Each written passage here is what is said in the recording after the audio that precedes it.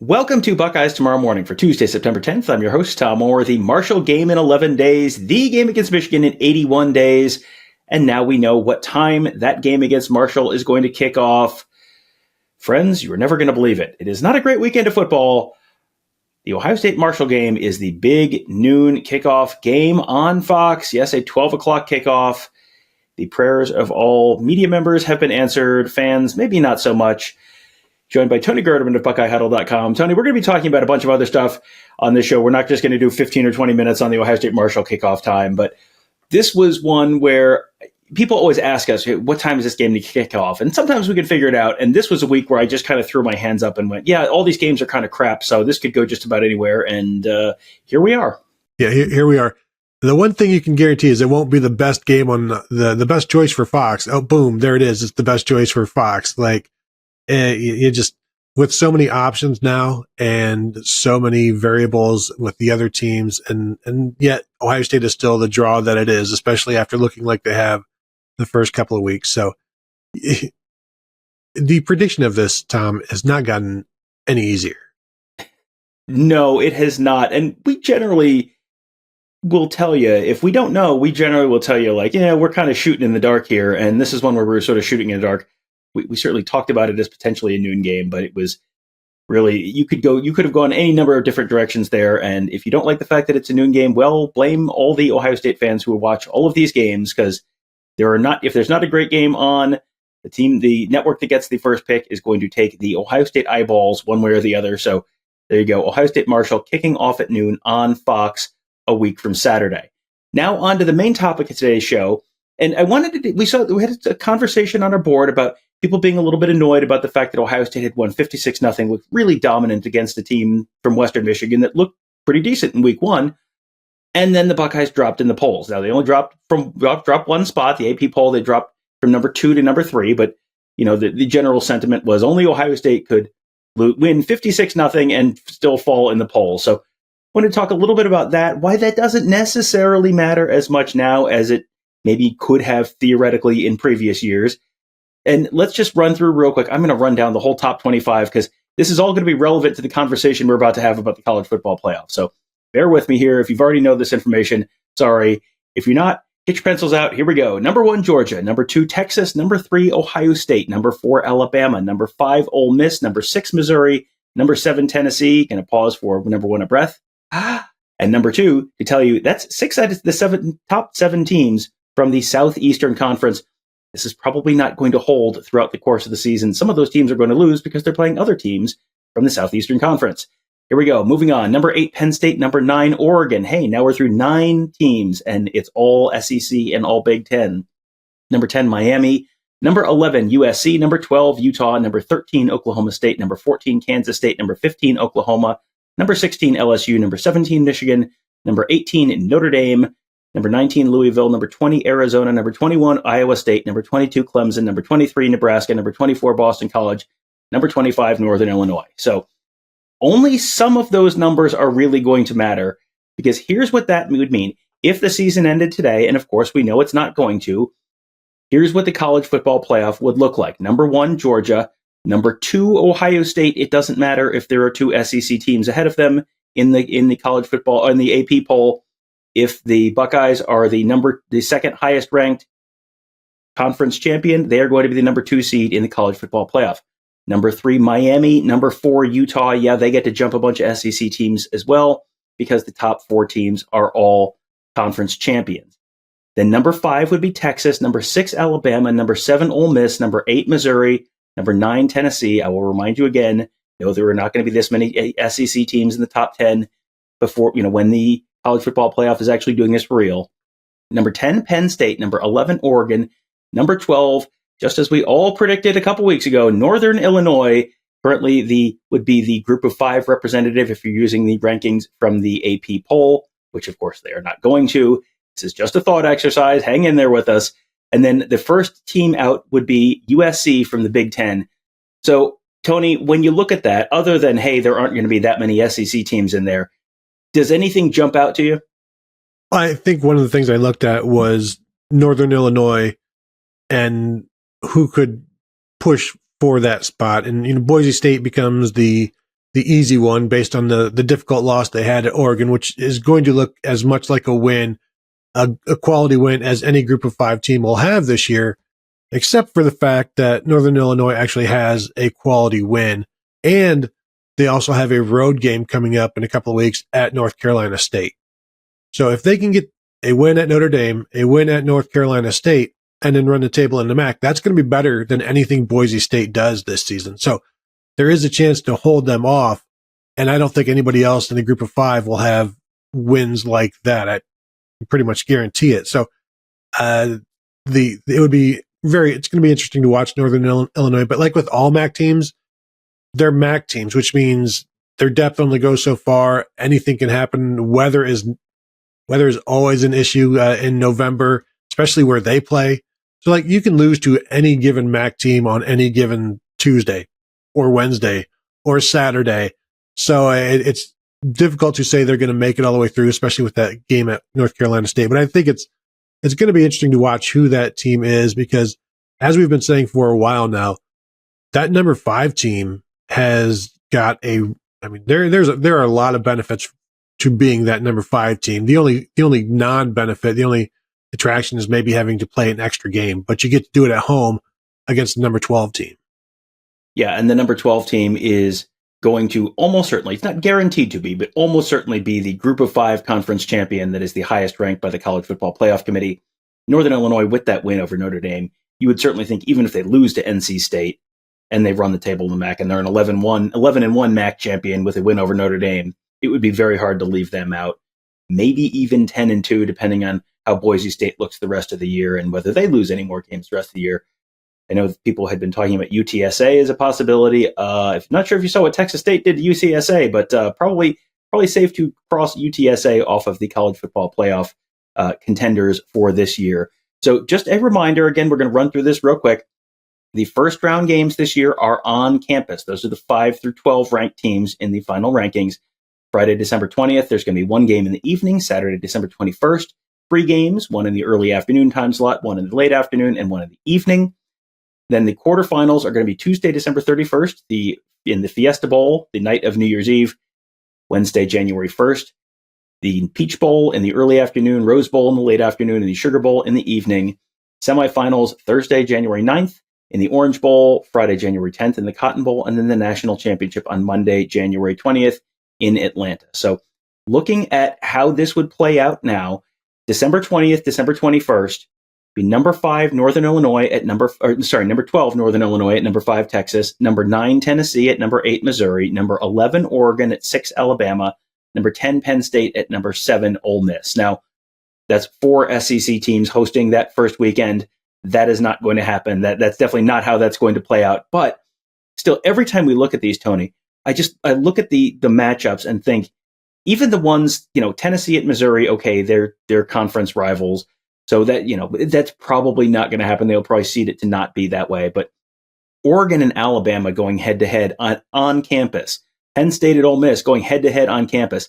Those are just really interesting, really intriguing matchups that I'm looking forward to it. I'm fascinated to see what a crowd is like for a playoff game at any of these venues, because we know there have been big games, obviously, and the crowds are great in the regular season, but there are ebbs and flows. I just wonder what a crowd is like for a playoff game, Saturday night, Friday night, what have you, where it's just like the season is riding on this right now. And I swear, I'd say like 70% of the brackets that we've looked at since the summer, Ole Miss and Penn State are always popping up against each other. I don't know what it is about those two schools, but it's always like one or the other at the other's venue. So I've kind of grown attached to that one, which means it won't happen. But any of these, because these are all helmet games, these are all big. You're talking about, well, maybe they would adjust this Missouri versus Tennessee. It's like, well, what other SEC team are you going to put in there instead, Tom? There's 5 of them there, and they're all hosting somebody. So you can only move around so much. But I know we've talked about it. I do wonder how much the committee is going to move stuff around to avoid that. Because even if it's 5 teams, you still have a good chance of running into an SEC first round matchup, all SEC first round matchup. And is that where they just move let's move Tennessee from 9 to 10. We'll move Penn State from 10 to 9, and we'll just avoid this whole thing and make it a little less SEC heavy, but it's still all SEC because they're in another game. So it's going to be hard to just even things out when it is so top heavy with just two conferences commanding the bulk of these slots. Right. In this projection, the SEC has 6 teams. There's no way the SEC is actually getting 6 teams in, but it's 6 teams for the SEC, 3 for the Big Ten, 1 for the Big 12, 1 for the ACC, and 1 for the Group of 5. Realistically, I can't really see more than 4, almost certainly 5 would be a real outlier year, I think, under this format. But if it's 4 from the SEC and 3 or 4 from the Big Ten, you can probably avoid those rematches.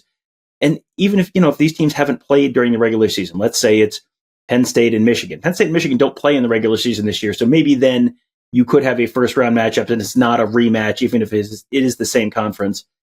Just knowing how this works, though, and the way that the networks kind of bang the drum for conference pride and all that kind of stuff, you're probably going to get more people in more different parts of the country watching if they are inter-conference matchups instead of intra-conference matchups. I'm sure the committee knows that. I'm sure the committee will probably take that into account to whatever degree they can. So, all right, on to the quarterfinals.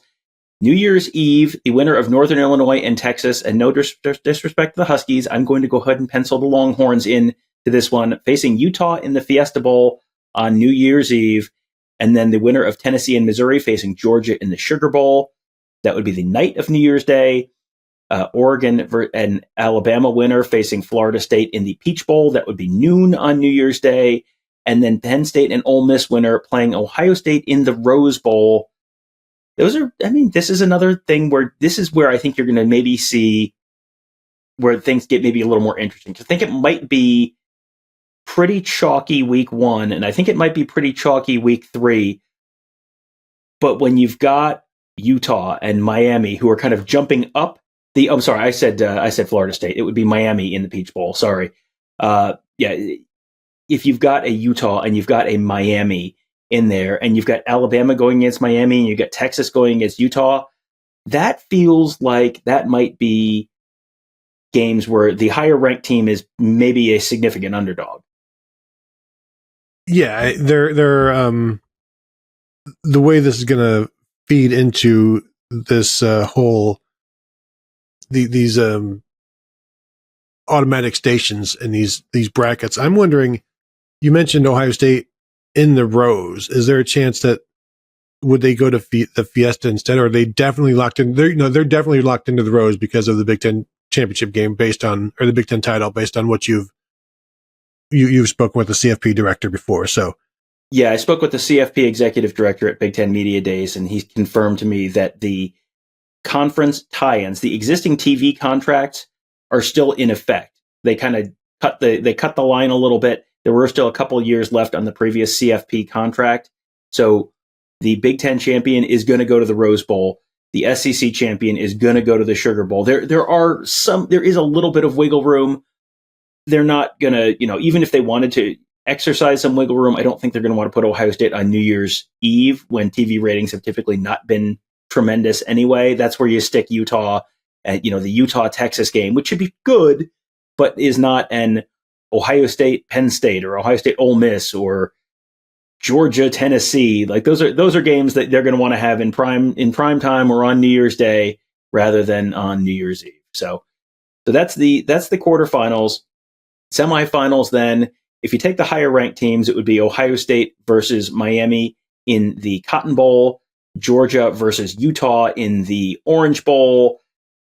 We'll see. That's probably not going to be exactly how it plays out. You may have an upset there. You may have Alabama instead of Miami, for example. But again, this is one where we've looked at a bunch of these scenarios over the last few months, where Ohio State is stuck playing Texas in the Cotton Bowl. If you can avoid that, and you're playing Miami or whoever it is, Miami or Alabama or whoever it is in the Cotton Bowl instead, that feels like, just from a location and opponent perspective, like a big upgrade for Ohio State. Yeah, overall, this looks like a pretty good road for Ohio State, and the lack of road games, quote unquote road games, would be a benefit. Now, playing Miami at Miami, I mean, say if you're playing Miami in the Orange Bowl, are those 6,000 Hurricane fans really going to impact you're trying to get the plays in? Probably not. But it is still interesting that if we assume it's, and I know you said Utah, but if we assume Texas comes out of there, like Texas against Georgia, there's no way they're putting Georgia in the Cotton Bowl. There's no way that they don't want to put the number one seed at a disadvantage. So it really works out well for both Georgia and Ohio State, when it could work out very poorly or at least poorly if they were to just switch those two venues. And now you've got Georgia playing Texas in the Cotton Bowl, which is something that we've talked about Ohio State having to do because they wouldn't necessarily be that one seed. But here, I think both Georgia and Ohio State would take this road pretty quickly. Although I will say, two being the second seed in this scenario, you're avoiding Texas, and based on what we've seen, Texas look pretty good. So I think being number two in this scenario is maybe a little bit more beneficial than being number one. Yeah, it feels like if you can avoid, and we're 2 weeks into the season, so let's draw some real firm conclusions on what the season's going to end up like. Probably not. Probably a little early for that, but as of right now, if you can avoid Texas, who looked pretty darn good against Michigan, it's probably not a bad thing. But if you can put off facing Texas and Georgia until January 20th, that is probably a win, because at that point, you only need to face one of them. So we'll see how that all goes. Then, of course, January 20th, you said no road games for Ohio State, Tony. Well, I have bad news. January 20th, Ohio State, if they make it there, will be playing in Atlanta, Georgia, famously fairly close to the campus of the University of Georgia. Could be a little more of a road game. Could have to play the Georgia Bulldogs in their own backyard for the second time in 3 seasons. But if you get, when you get to that point, what are you going to do? That's where the national championship game is. So you're going to have to play someone there. That team is going to be pretty good, is going to have won a couple college football playoff games at least already. So you're going to have a challenge there at some point. But as you said, looking at this, even knowing that you could potentially have a versus Georgia in Georgia game at the end of it, that's still not a terrible path. No, overall, I think they would take this and feel pretty good about things. And the way that Ohio State is playing offensively and defensively right now, they're certainly feeling good about themselves. And the standard being the standard, they would take that standard into any of these games and certainly be favored, I think, throughout. I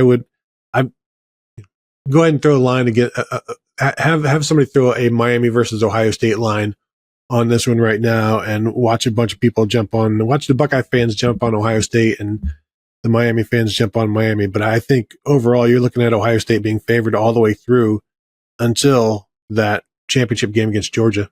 And you say the same thing about Georgia, but I think that line against Texas would be a little bit closer than anything Ohio State would have. Yeah, it does. Those are, though, I think, getting into danger games potentially for both of those schools. You're not going to have an easy path to the national championship, which is one of those reasons why you keep hearing people say natty or bust. And I understand the team saying that. That has to be the mindset. I think as a fan, you have to sort of recognize, there are going to be some challenging games, and this is not a 2002. You just win all your regular season games, and boom, ta-da! You're in the national championship game. You got a Big Ten championship game. You got potentially 2 to 3 college football playoff games between the end of the regular season and the national championship game. So whoever wins this is going to have the best resume in the history of college football, just having knocked off all of these highly ranked teams and probably won a conference championship game, plus whatever they did in the regular season. So it is going to be a grueling road between now and January 20th. But we will be there for every step of the way. Kevin, Tony, and I covering the team at BuckeyeHuddle.com. Mark covering recruiting. Our whole team of X's and O's gurus there, making you a smarter football fan. We'll have maybe 1 or 2 of them on later in this week to talk some X's and O's for you on the morning show. Going to get a chance to talk to Ryan Day and Jim Knowles on Tuesday at Ohio State. Going to be around noon, that press conference. We'll be streaming that live at youtube.com/BuckeyeHuddle. Lots of coverage coming for you this week. There are no off weeks at BuckeyeHuddle.com. Just weeks where we have a little more free time on Saturday. So That will do it for today. Thank you guys all for joining us. Have a great day. We'll talk to you tomorrow.